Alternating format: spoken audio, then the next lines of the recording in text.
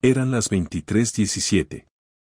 Lo sé porque lo miré en el salpicadero mientras apagaba el motor.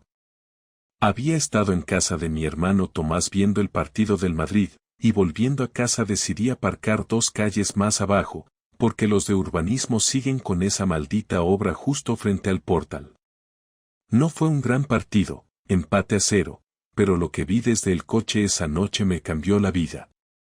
Estaba echando un último vistazo a unas correcciones de mis alumnos en la tablet cuando, al levantar la vista, vi a mi mujer besando a otro hombre. Sí, a Laura. Mi esposa. La madre de mi hijo. Ahí, justo en el parque de la esquina, donde a veces bajamos a Javier a jugar. Estaban pegados, como 2 adolescentes, con las manos donde no debían estar y las bocas aún menos. No vi su cara, la de él, pero Laura, joder, a ella la reconozco incluso por la sombra que hace su coleta cuando camina. No me moví. No encendí el motor. Ni siquiera pestañeé. Solo la observé mientras se reía, le agarraba de la camisa y se alejaban caminando juntos, como si fueran una pareja de toda la vida. No tenía el móvil conmigo. No tenía nada preparado. Ni siquiera sabía que estaba viviendo dentro de una mentira. Pero en ese momento, sin buscarlo, supe que acababa de ver algo que ya no podría olvidar. Y así empezó todo. No volví a casa de inmediato. Di vueltas por el barrio durante más de 1 hora, sin un rumbo fijo, con las luces apagadas dentro del coche y las manos apretadas al volante como si eso me ayudara a pensar con claridad. En realidad, no sabía qué hacer. Lo único que tenía era esa imagen clavada en la cabeza, Laura besando a un tipo, tocándole el cuello como lo hacía conmigo cuando quería que le hiciera caso. Ni siquiera tenía una maldita foto. Todo lo que sabía estaba en mi cabeza, sin pruebas, sin contexto, sin nada que me sirviera si algún día tenía que enfrentarla. Y aún así, no necesitaba pruebas. Lo que vi fue real. No hubo confusión ni malentendido. Ella no estaba consolando a un amigo ni despidiéndose de alguien con cariño. Era un beso, largo, lento, como si llevaran tiempo deseándolo. Volví a casa a las 0:39. Me acuerdo porque miré el reloj por costumbre y también porque necesitaba saber cuánto tiempo me había pasado en ese estado de espera estúpida. Laura ya estaba en casa. Estaba en la cocina, de espaldas, sacando algo del frigorífico, como si todo fuera normal, como si no hubiera tenido la lengua metida en la boca de otro hace apenas 1 hora. No dije nada. Me acerqué, le di un beso en la mejilla, y le pregunté si Javier ya estaba dormido.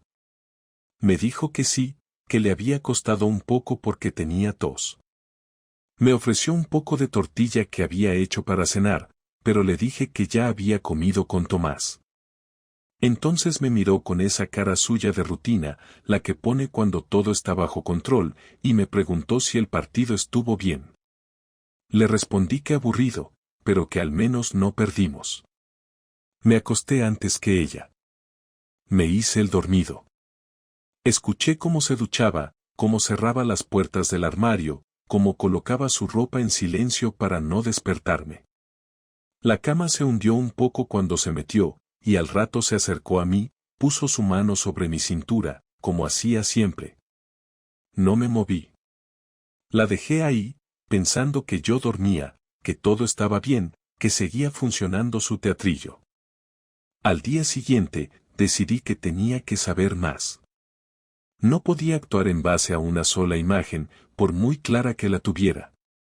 Así que hice lo que nunca pensé que haría, empecé a fijarme en los detalles que antes ignoraba. No su teléfono, no sus redes, no su bolso. Nada de eso. Empecé por su calendario. Laura era metódica. Tenía un pequeño planificador en papel que dejaba en la entrada de casa, donde anotaba desde las citas del dentista hasta los turnos en la clínica. Ahí fue donde vi 2 cosas que no encajaban. Un jueves libre sin explicación y un encuentro con cliente un sábado por la tarde. Laura no trabajaba los sábados, y cuando lo hacía, siempre lo mencionaba. Ese sábado había salido a ver a su hermana, según me dijo. No mencioné nada. Solo anoté esas fechas y seguí actuando con normalidad. Las siguientes semanas fueron una mezcla de observación y contención. Ella estaba más cariñosa de lo normal.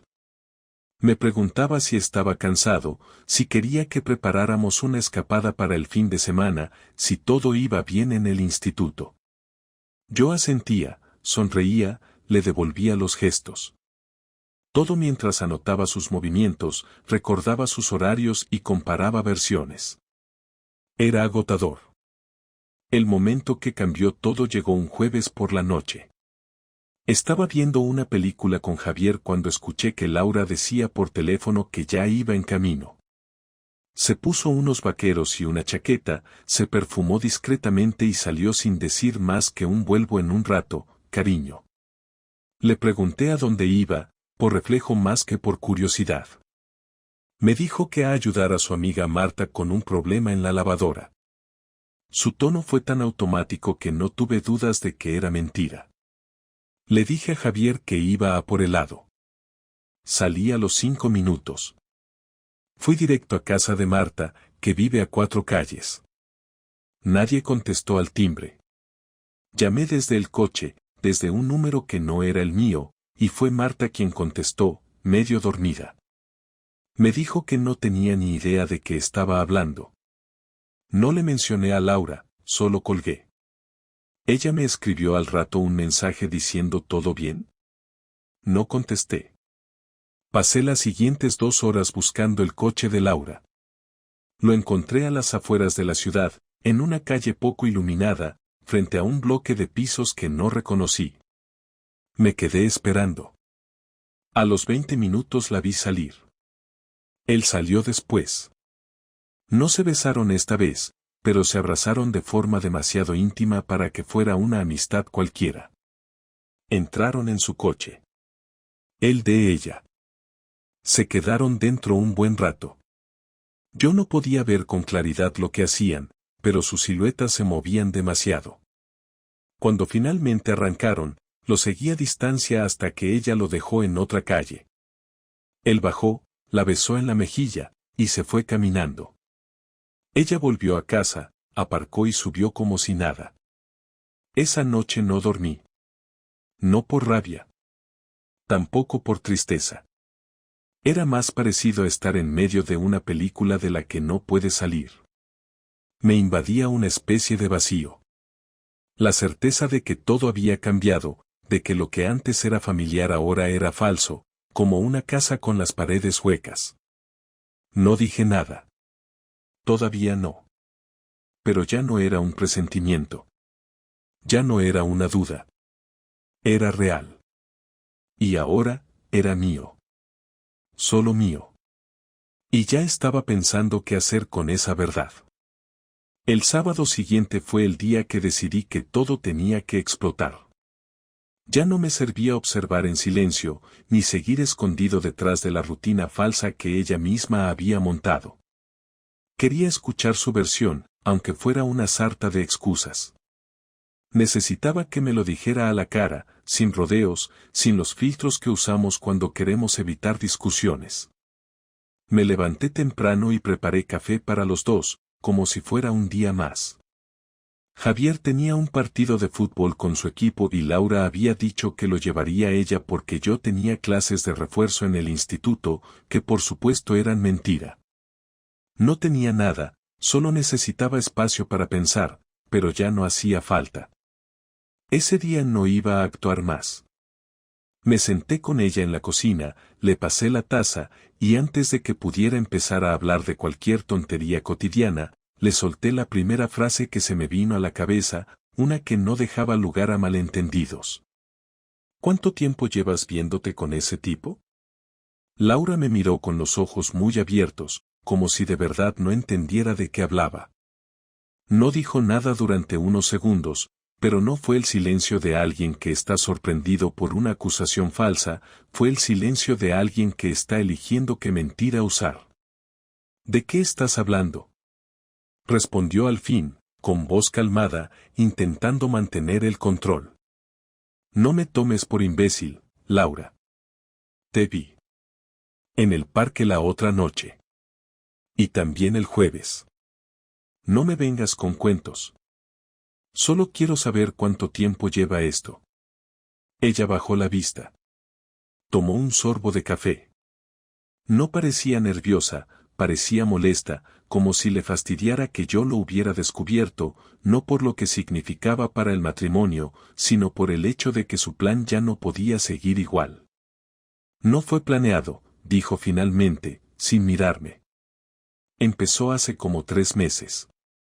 ¿3 meses? Repetí, aunque sabía que seguramente era más. ¿Quién es? ¿Lo conozco? No. Es del gimnasio. ¿Del gimnasio? Si ni siquiera vas tanto. ¿Eso crees tú? Me reí, sin querer. No porque me hiciera gracia, sino porque todo sonaba tan patético que no podía tomármelo en serio. Ella seguía ahí, cruzada de brazos, como si yo fuera el que estuviera exagerando. ¿Te acuestas con él? Sí. La respuesta fue rápida, directa. Me pilló desprevenido. Esperaba una negación, una excusa, algo. Pero no, lo soltó como si estuviera hablando del clima. No parecía sentir culpa, ni dolor, ni remordimiento. Solo estaba cansada de fingir. Me dieron ganas de gritarle, de romper algo, de echarla de casa en ese instante, pero no lo hice. En lugar de eso, respiré hondo y la miré fijamente. ¿Y ahora qué? ¿Qué esperas que haga? No lo sé, dijo, y por primera vez pareció perder algo del control. No planeé que lo descubrieras. Pensé que podríamos seguir así un tiempo más. ¿Seguir así? ¿Tú con tu amante y yo haciendo de marido tonto? No es tan simple. Claro que lo es. Me engañas, me mientes, te acuestas con otro y vuelves a casa como si nada. ¿Qué parte no es simple? No quiero divorciarme. No. Pues qué suerte que no todo depende de ti. Laura se levantó de la mesa y empezó a caminar por la cocina, como si necesitara moverse para no explotar. Su respiración se aceleró y su tono subió un poco. No estoy enamorada de él. No quiero estar con él. Solo, no sé. Me sentía vacía. Me sentía sola. Tú estabas siempre en tu mundo, en el trabajo, con Javier, con tus cosas. Yo solo quería sentirme deseada otra vez. Y la solución fue abrirte de piernas con el primer tío que te dijo que estabas buena. No me hables así. ¿Por qué? ¿Te ofende? ¿Te parece una falta de respeto? Pues imagina lo que se siente ver cómo tu mujer se besa con otro y luego se mete en tu cama como si nada. Ella se quedó quieta. La discusión había llegado a un punto muerto. Ya no había más que decir. Todo estaba sobre la mesa, desnudo y frío. Se volvió a sentar, pero ya no era la misma. Ahora tenía la cara de alguien derrotado, no por culpa, sino porque había perdido el control del juego que llevaba meses manejando. No quiero perder a Javier. No quiero que esto arruine su vida. Tendrás que explicárselo tú, entonces. Porque no pienso mentirle. No tienes pruebas. No las necesito. Lo vi. Y si hiciera falta, no me costaría conseguirlas. ¿Qué vas a hacer? Ya lo tengo claro. Esto se acabó. Hoy mismo vas a buscarte otro sitio donde dormir. ¿Me estás echando? Sí. ¿Y Javier? Javier se queda conmigo. Ya hablaremos con abogados. Laura se levantó otra vez. Esta vez no dijo nada. Salió de la cocina y se encerró en el baño. No la seguí. Me quedé ahí, con el café frío, sintiendo que el aire se volvía más denso, como si la casa misma supiera que todo se había roto. No estaba triste. Ni siquiera tenía ganas de llorar. Lo único que sentía era una claridad brutal. Por primera vez en mucho tiempo, tenía todo decidido. Y eso, dentro de todo el desastre, era lo único que me daba algo de paz. Laura no se fue ese día. Salió del baño con los ojos enrojecidos, pero sin decir una palabra. Se encerró en la habitación y no salió hasta la noche, cuando Javier ya dormía y yo estaba en el salón revisando unos papeles del trabajo. Se sentó frente a mí, sin pedirme permiso ni preguntar si podía. Simplemente lo hizo. Y en voz baja, como si no quisiera despertar algo más que al niño, me dijo que no tenía dónde ir. Que no había pensado en nada de esto, que no tenía dinero guardado, que no sabía si él la acogería. No me interesaba. Su problema no era mi problema. Le dije que podía quedarse esa noche, que no quería montar un escándalo delante de nuestro hijo, pero que al día siguiente se buscaría una solución. Me respondió con un gesto de cabeza, como si aceptara el castigo que sabía que se había ganado. Se fue a dormir sola al sofá, sin que yo se lo dijera. A la mañana siguiente me levanté temprano. Preparé el desayuno como siempre, ayudé a Javier a vestirse y lo llevé al colegio. No dije una palabra sobre lo que estaba pasando. Él no tenía la culpa de nada. Mientras volvía a casa, llamé a Tomás y le conté todo. No porque necesitara consuelo, sino porque necesitaba ayuda práctica. Sabía que él tenía un piso vacío en Valladolid que usaba solo para los fines de semana. Se lo pedí prestado para Laura. No me hizo preguntas, solo me dijo que lo limpiaría ese mismo día. Cuando colgué, sentí una pequeña victoria. No era venganza, era organización. Cuando llegué, Laura ya se había duchado, peinado, maquillado. Estaba sentada a la mesa, como si estuviera esperando instrucciones. No hubo saludo ni buenos días. Solo me miró, esperando que hablara. Le dije que ya tenía dónde irse, que haría las maletas, que se llevara solo lo suyo y que no hiciera escenas. Me preguntó si podía despedirse de Javier. Le dije que no. Que ya hablaríamos de eso con un mediador, que no iba a permitir que envenenara al niño con excusas ni historias que lo confundieran. Puso cara de ofendida, pero no discutió. Pasó el resto de la mañana empacando en silencio. Por la tarde la acompañé hasta el coche. No ayudé con las maletas. No abrí la puerta. Solo le di la dirección del piso y le dije que su llave estaba debajo del felpudo. Me miró con una expresión que no supe descifrar. No era odio, no era tristeza, no era arrepentimiento. Era vacío. Como si ya no tuviera energía para pelear por nada. Antes de cerrar la puerta del coche, dijo algo que no esperaba. No quiero que esto termine así. No respondí. Cerró la puerta, arrancó y se fue. La vi doblar la esquina y desaparecer. Luego subí a casa, recogí el resto de sus cosas, revisé su armario para asegurarme de que no quedaba nada, y cambié la cerradura. Me tomó menos de una hora. Llamé a un cerrajero, pagué en efectivo y borré cualquier rastro de ella en esa casa. Cuando Javier volvió del colegio, le dije que su madre iba a quedarse unos días en casa de su tía porque tenía mucho trabajo. No me miró raro. Solo asintió y se fue a su cuarto. Me odié un poco por mentirle, pero no podía soltarle la verdad sin preparar el terreno. Esa misma noche, saqué el portátil y me puse a buscar abogados. No buscaba un proceso largo. Quería algo rápido, claro, limpio. En cuanto encontré una firma con buena reputación, pedí una cita. Al día siguiente, mientras Javier estaba en casa de su amigo Álvaro, fui a la oficina y llevé todo lo que tenía, una cronología de los hechos, la dirección actual de Laura, una copia del libro de familia, nuestras cuentas bancarias y la escritura de la casa. Me dijeron que sería más fácil de lo que pensaba. que con los mensajes que ella misma había dejado en su calendario y mi testimonio, bastaría para iniciar el proceso. Me explicaron lo de la custodia, lo de la pensión, lo de la vivienda. Tomé nota de todo. Pero no me bastaba con eso. Esa noche, cuando Javier ya dormía, abrí la cuenta de correo que Laura había dejado abierta en el viejo ordenador del despacho. No era algo que planeaba, pero lo vi como una oportunidad. No busqué mensajes comprometedores, no necesitaba más pruebas. Busqué algo peor.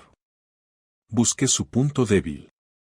Encontré varias cadenas de correos con su jefe, con el tipo del gimnasio, con amigas a las que les contaba sus aventuras como si fueran algo divertido.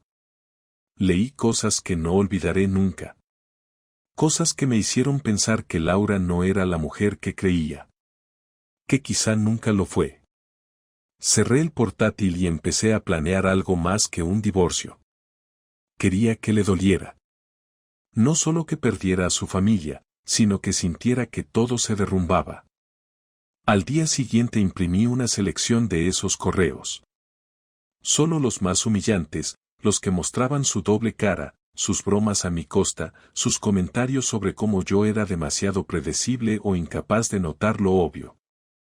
Metí todo en un sobre y se lo envié por correo certificado al director de la clínica donde trabajaba. Sin remitente. Sin explicación. Solo los textos. Luego envié una copia al tipo del gimnasio, usando su correo personal. No dije nada más. Sabía que eso sería suficiente para que todo a su alrededor empezara a tambalearse. No lo hice por despecho. Lo hice porque no quería que saliera de esto sin consecuencias. Ella rompió todo.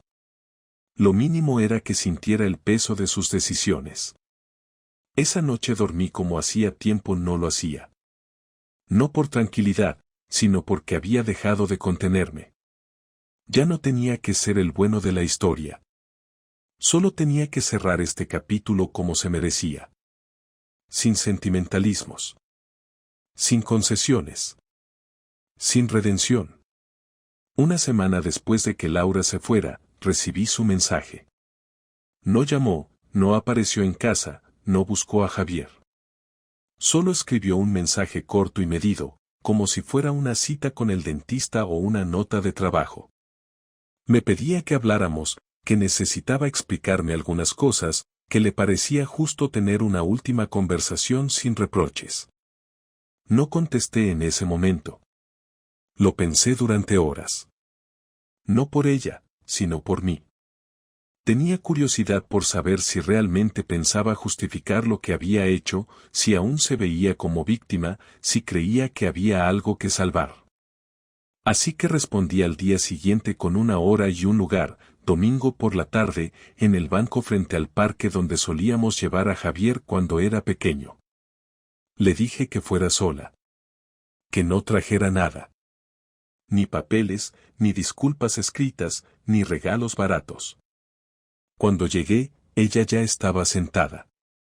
Iba vestida como cuando la conocí, vaqueros ajustados, camiseta blanca, sin maquillaje, el pelo recogido en una coleta sencilla. Casi parecía una versión vieja de aquella mujer que me atrajo hace años, pero esta vez sin brillo en los ojos. Me senté a su lado, sin tocarla, sin saludarla. Solo miré al frente. Gracias por venir, dijo después de unos segundos de silencio. Habla, respondí sin mirarla. Sé que no tengo derecho a pedirte nada. Y no estoy aquí para que me perdones. Solo quiero explicarte lo que pasó. Lo que pasó es que tuviste una aventura. Varias veces. Te burlaste de mí, me mentiste a la cara y seguiste como si nada. Eso no necesita explicación. Solo nombre. Sí, lo sé. Lo que hice está mal. No hay otra forma de decirlo. Pero no fue porque quisiera hacerte daño. ¿Entonces fue por aburrimiento? Fue porque me sentía sola. No emocionalmente. Físicamente. Tú estabas presente, pero ya no me mirabas igual. Ya no me tocabas igual. No lo justifico, solo intento que entiendas que no fue algo planeado. Te vi besarlo. 2 veces. Y no fueron besos de vacío emocional. No estoy enamorada de él. Pero te acostaste con él. Sí. Me equivoqué. No. No te equivocaste. Decidiste. Tienes razón. Lo decidí. Pero nunca pensé que llegaría a este punto. ¿A cuál? ¿Al punto en que te echaran de casa? Al punto de perderlo todo. A ti, a Javier. Pensé que podía manejarlo. Pensé que no dolería tanto. ¿No dolería tanto para quién? ¿Para ti? Para todos. Yo sabía que no era feliz, pero no supe cómo decirlo. No quería un divorcio. Solo, desconectarme un poco. Pues desconectaste bien. Te llegó hasta el trabajo. ¿Qué hiciste? Nada que no merecieras. Tus correos hablaban por sí solos. Laura se quedó en silencio. Bajó la mirada y por primera vez noté un temblor en sus manos. No era miedo. Era vergüenza, o algo parecido. No dije nada más. Dejé que el silencio la llenara. Ella lo rompió al cabo de 1 minuto. No quiero pelear por la custodia. No quiero que Javier sufra más de lo necesario. No vas a pelear nada. Yo tengo la casa, tengo el entorno estable, y tengo claro que no voy a permitir que uses al niño para limpiar tu imagen. Podrás verlo, pero con condiciones. No me fío de ti. Lo entiendo. Y lo acepto. No estoy haciendo esto para castigarte. Solo estoy protegiendo lo que me queda. A mi hijo. Mi vida. Mi tranquilidad. Yo no voy a hacerte daño. Lo juro. No me interesa tu palabra. Ya no vale nada. ¿Hay algo que pueda hacer? Firmar. Sin protestar, sin exigir. Aceptar que destruiste algo y asumir las consecuencias. Laura asintió. No discutió. No lloró. Solo dijo que sí. Nos quedamos sentados unos minutos más, sin hablar. El parque estaba lleno de niños, padres, vida. Nada que ver con lo que teníamos delante. Cuando me levanté, ella no intentó detenerme. No pidió un abrazo, ni un gesto de reconciliación. Me dijo que hablaría con el abogado, que firmaría todo. Que si necesitaba que se alejara más, lo haría. Cuida de Javier. Por favor. Siempre lo he hecho. Y lo seguiré haciendo. Tú solo intenta no arruinar también eso. Me fui caminando sin mirar atrás. No tenía interés en ver su cara una vez más. No tenía curiosidad por saber si lloraría al final o si se quedaría allí sentada fingiendo dignidad. Lo importante ya estaba hecho. Había escuchado su versión. No cambió nada. No mejoró nada. Pero al menos ahora sabía que ella sabía. Que entendía el daño, aunque no pudiera revertirlo. Volví a casa, recogí a Javier de casa de un amigo, cenamos tranquilos y luego vimos una película. Nada especial. Pero por primera vez en semanas, sentí que podía respirar. La parte más dura ya había pasado. Lo siguiente sería cerrar el capítulo. Y empezar desde cero. Con menos peso encima. Con una decisión ya tomada. Sin mirar atrás. Han pasado ya 3 semanas desde aquella última conversación con Laura. Los papeles del divorcio ya están en proceso.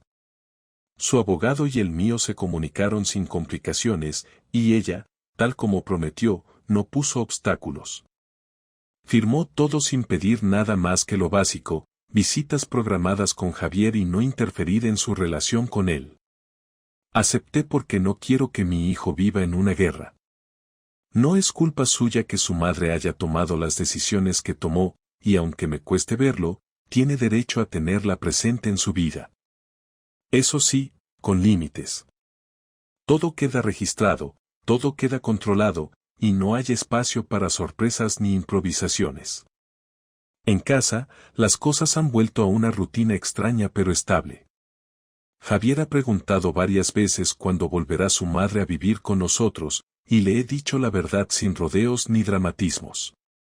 Le dije que su madre y yo hemos decidido vivir en casas separadas porque ya no somos felices juntos, que eso no cambia cuánto lo queremos ni cuánto vamos a estar ahí para él. No me hizo más preguntas. Se quedó callado un rato, como procesando la información, y luego me pidió que jugáramos un rato con la consola. No sé cuánto entiende realmente, pero al menos sé que no le estoy mintiendo. Yo sigo trabajando, ocupándome de la casa, llevando y trayendo a Javier del colegio, ayudándole con los deberes. Me he centrado en lo esencial, en lo práctico. He evitado hablar del tema con conocidos. Solo Tomás y mi abogado saben todos los detalles. A los demás les he dicho que Laura y yo estamos en proceso de separación y que preferimos no hablar del asunto. No necesito la compasión de nadie. Tampoco sus opiniones.